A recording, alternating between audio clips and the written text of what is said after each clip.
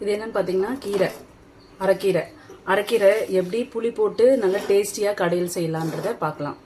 First குக்கரில் கீரை சேர்த்துக்கணும். அந்த கீரையை சேர்த்துக்கிட்டு நல்லா ஒரு கட்டு கீரை வாங்கிட்டு வந்து நல்லா மண் நீக்கி 3 டைம் வாஷ் பண்ணி எடுத்து வச்சுருக்கேன். இந்த கீரையை உள்ளே சேர்த்துட்டு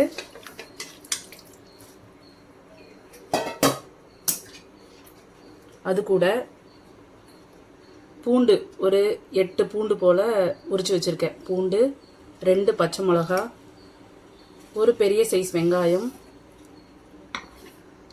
ஒரு பெரிய சைஸ் தக்காளி,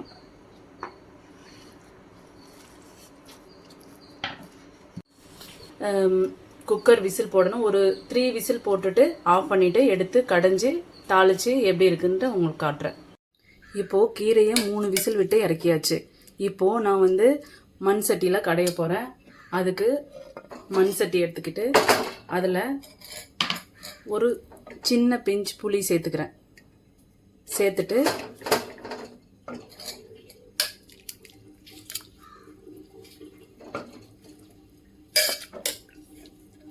விசில் விட்டு இறக்கி வச்சுருந்த அந்த கீரையை இதில் நம்ம சேர்த்துக்கலாம்.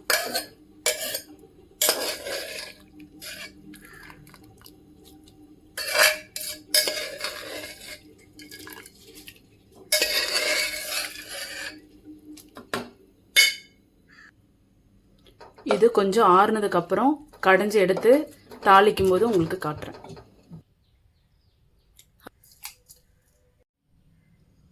இப்போது கீரை கடையல் ரெடி ஆகிடுச்சு.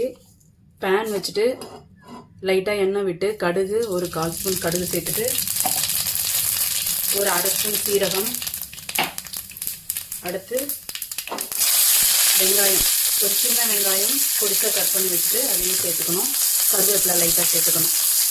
சேர்த்துட்டு நல்லா ஃப்ரை பண்ணணும்.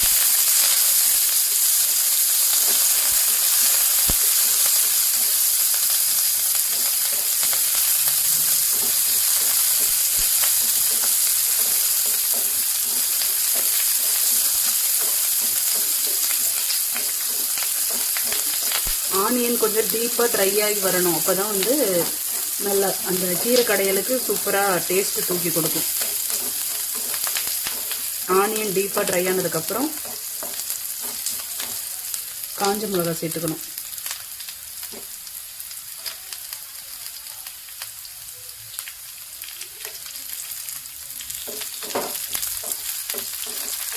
ஒரு 4 காஞ்ச மிளகா போட்டிருக்கேன். ஆல்ரெடி நான் கீரை வேக வைக்கும் போது 2 பச்சை மிளகா சேர்த்துருந்தேன்.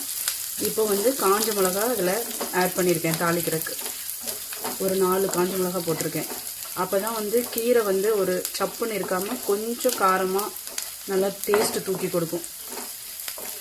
இது நல்லா டீப்பாக ட்ரை ஆனதுக்கப்புறம் எடுத்து கீரைலாம் ஊற்றிக்கலாம்.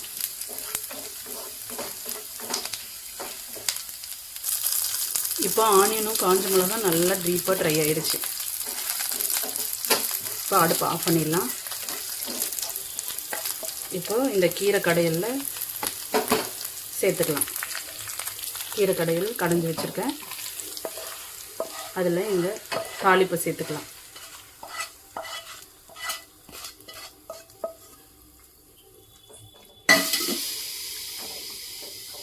பாருங்கள், சுவையான கீரை கடை. இதே மெஷர்மெண்ட்டில் நீங்களும் செஞ்சு பார்த்துட்டு டேஸ்ட் எப்படி இருக்குன்னு சொல்லுங்கள். கமெண்ட் பண்ணுங்கள், ஷேர் பண்ணுங்கள், சப்ஸ்கிரைப் பண்ணுங்கள். மறக்காமல் பெல் பட்டனை ப்ரெஸ் பண்ணுங்கள். ஓகே, நெக்ஸ்ட் விளாகில் சந்திக்கலாம். பாய்.